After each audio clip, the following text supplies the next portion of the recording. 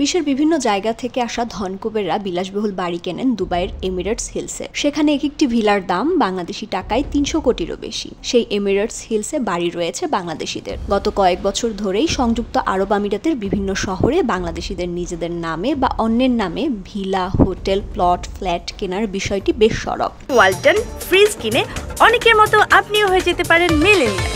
সেরা পণ্যের সেরা অফার।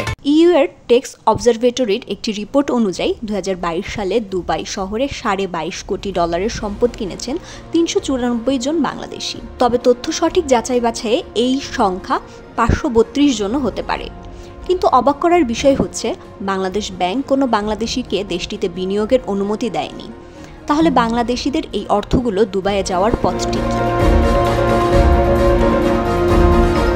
এই বিষয়ে ট্রান্সপারেন্সি ইন্টারন্যাশনাল বাংলাদেশের নির্বাহী পরিচালক ডক্টর ইফতেখারুজ্জামান বলেন, দুবাইয়ের আবাসনে সব বাংলাদেশিদের সম্পদ কেনার টাকা হয়তো অবৈধ নয়, তবে অনেকেই অবৈধ পথ নিয়েছে, এতে কোনো সন্দেহ নেই।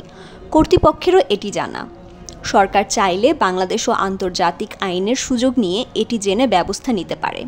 তিনি আরও জানান, বৈধভাবে বাংলাদেশ থেকে অর্থ নিয়ে করার সুযোগ নেই, বরং অর্থ পাচার করে কাজ করতে গিয়ে তারা দেখেছেন সিংহভাগ টাকা পাচার হয় আমদানি রফতানি বাণিজ্যের নামে। আবার কখনো কখনো তৃতীয় দেশ ঘুরেও টাকা যাচ্ছে দুবাইয়ে।